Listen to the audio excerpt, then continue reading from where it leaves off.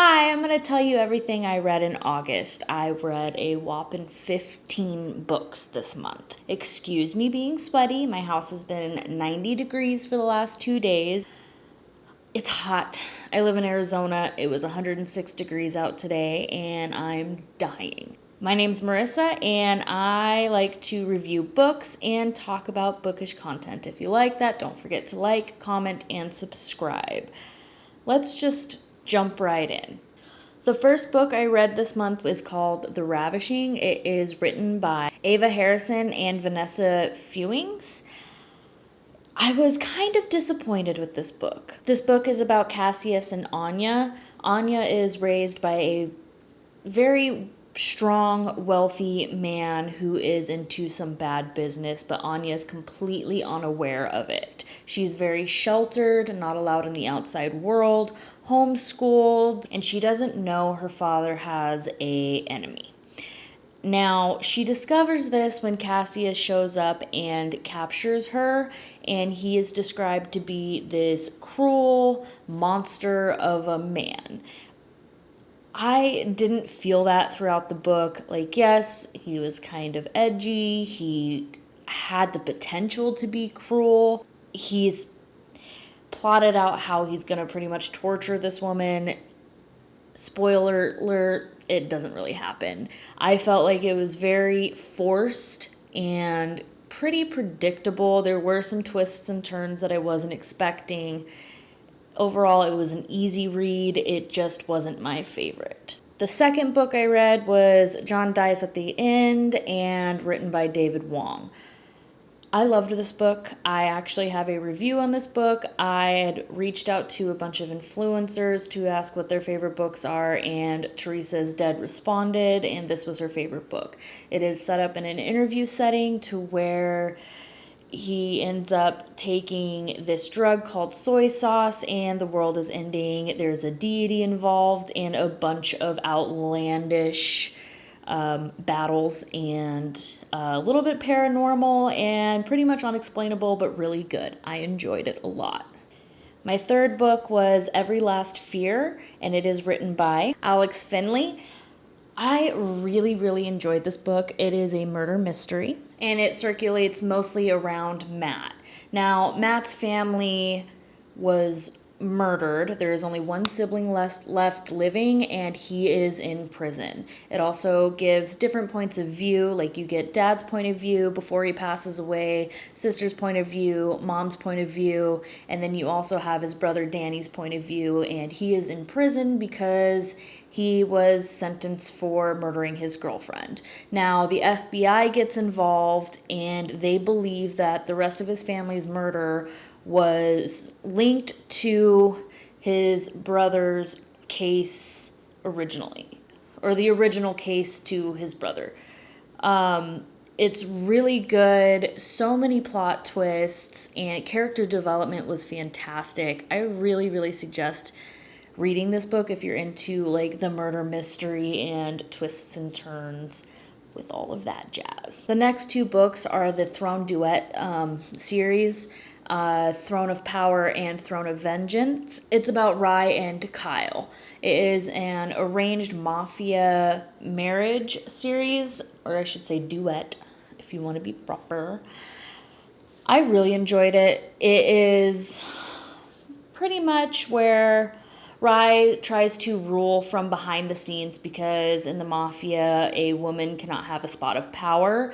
Kyle was separated from the Mafia as a child and raised as a Brit, and he comes back.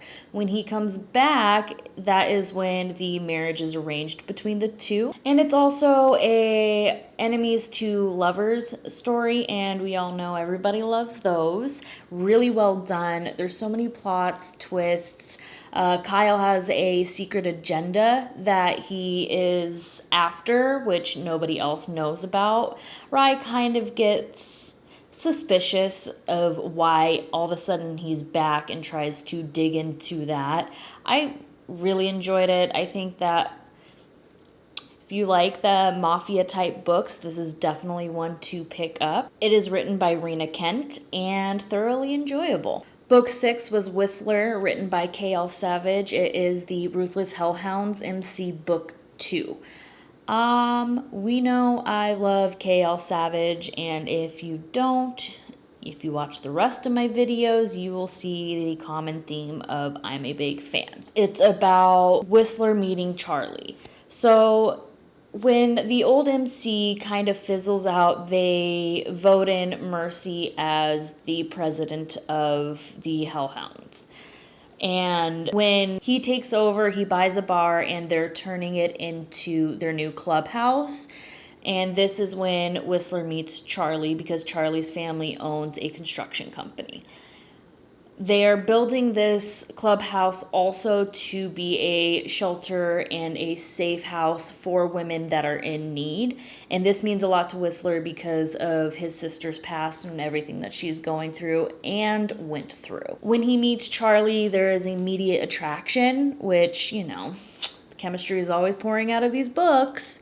And he doesn't make any moves because from what he understands, she is married, but he gets this gut feeling that she is in trouble. Charlie is stuck in this marriage to where she is abused physically and emotionally. There's a plot behind why she's being abused and the whole backstory with that. So this book would need a trigger warning, but it's just their story of Charlie coming out of her marriage and healing, and Whistler kind of supporting her, being there and giving her a safe place to be. Really good story, really good series. I love K.L. Savage. All right, so book 7, I was not prepared for. It is called Baird Souls, and it is written by Ellie Wade. Like I said, I was not prepared for this book. It starts off a little bit slow. It is about Leo and Alma and their love story. Now, Leo has a very dark past. He is kind of standoffish, very anti-relationship, Mr. Playboy, and likes to party. Alma's this wholesome girl, comes from a neglectful family, free-spirited, positive, and pretty much just like the good girl that doesn't fit into the party scene. This book has a lot to do with substance abuse.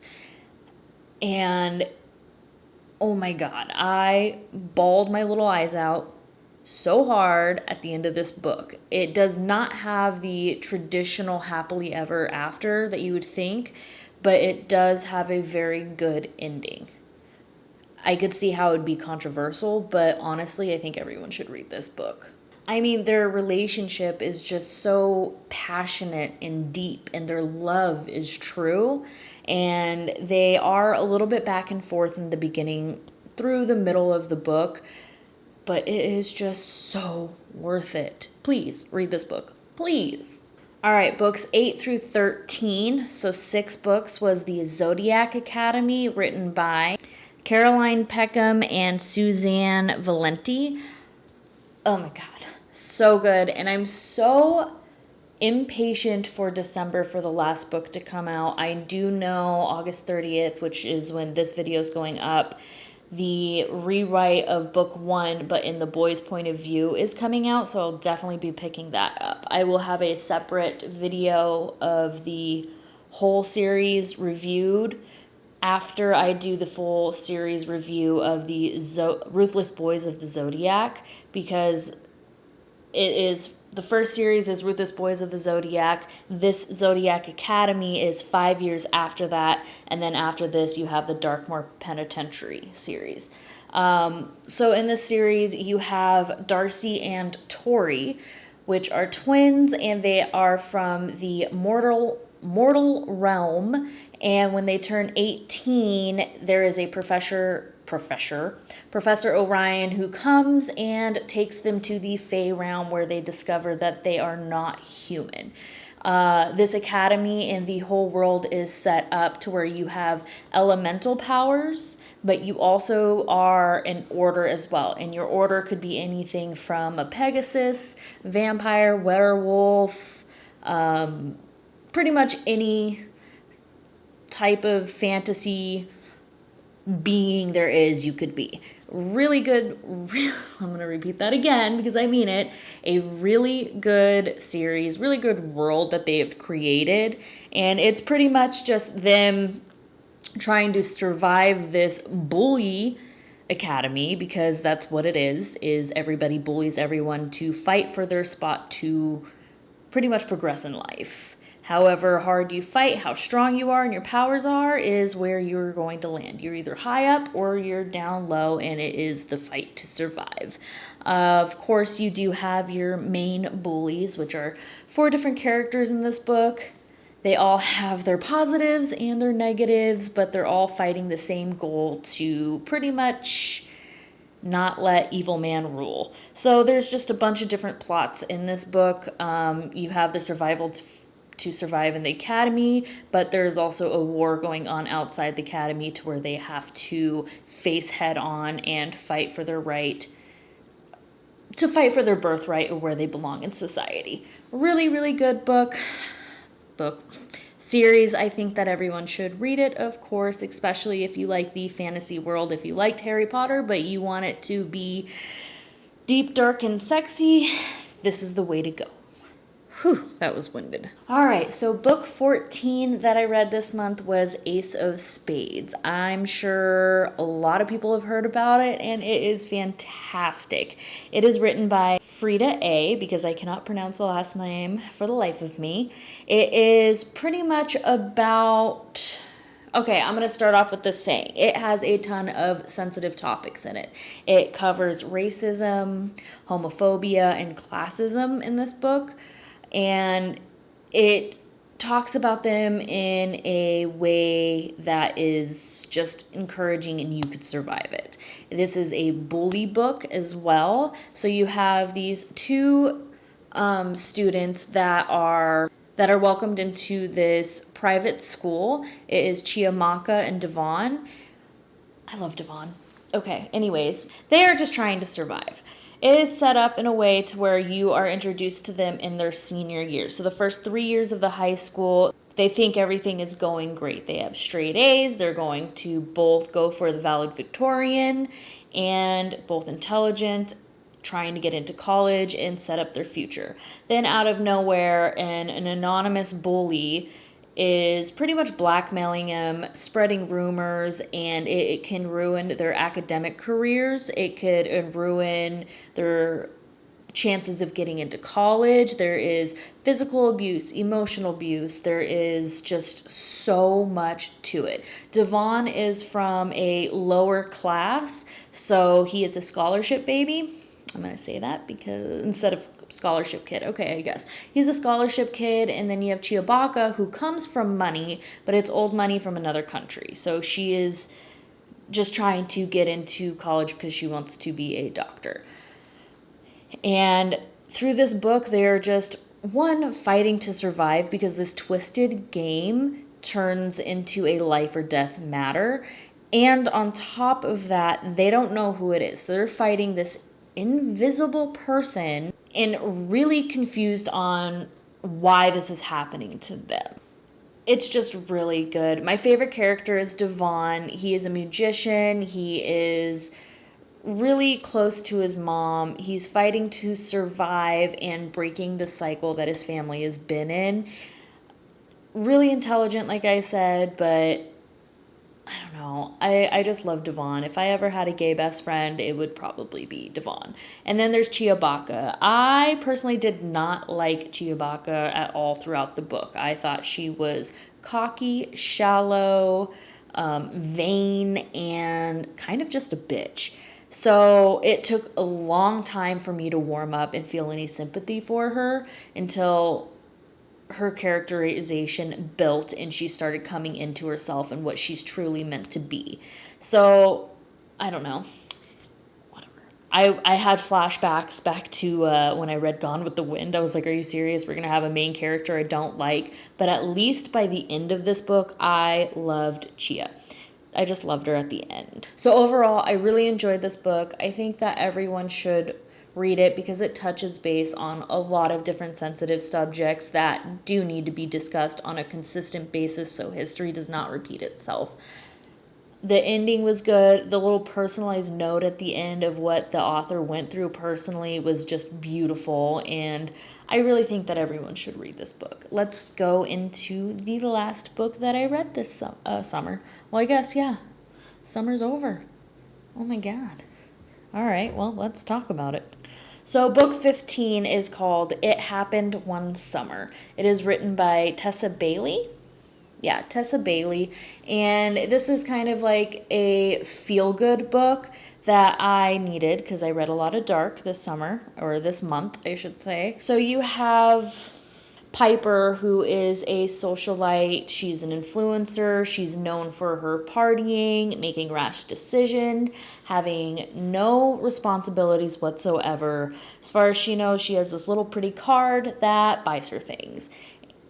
And she ends up landing herself in jail. And at this point, her stepfather pretty much just cuts her off, gives her a very low allowance every month, and sends her to her hometown where her late father had lived. And she is to run this little dive bar, learn some responsibility and some lessons to pretty much just grow up. Her stepdad was done. And that is where she meets Mr. Sea Captain Brendan. I love Brendan. He is a broody sea captain, fisherman, does the Alaskan crab fishing, very dangerous job. He's not very accepting of her coming to his town and the bar that he believes full-heartedly is the town's bar because it's been abandoned for so long. Well, she is pretty low in confidence in what she could do. She truly believes that she is an airhead and pretty much lives up to nothing. Brendan notices this and soon realizes he is really attracted to her, but he has to heal from his past first. So this book's really about him healing from some trauma and some bad things that had happened to him in his past. He is very ritualistic. He has to follow a schedule. He is all business, no play.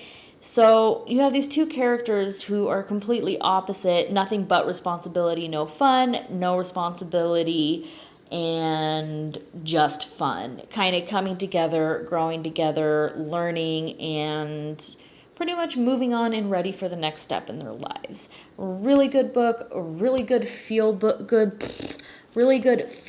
book, and I thoroughly enjoyed it. I kind of want a hard copy because I think it's a really cute little picture that they have in the front. Okay, anyways, so that is everything I read in August. I think it was a really good reading month. I hope you enjoyed it, and I hope you pick up a few of these books. If you're planning to add them to your wish list or to be read, let me know. If you've read any of these books, let's have a conversation. If you like this video as well, don't forget to like, comment, and please subscribe. I will be talking to you soon because I upload twice a week. Have a nice day. Bye.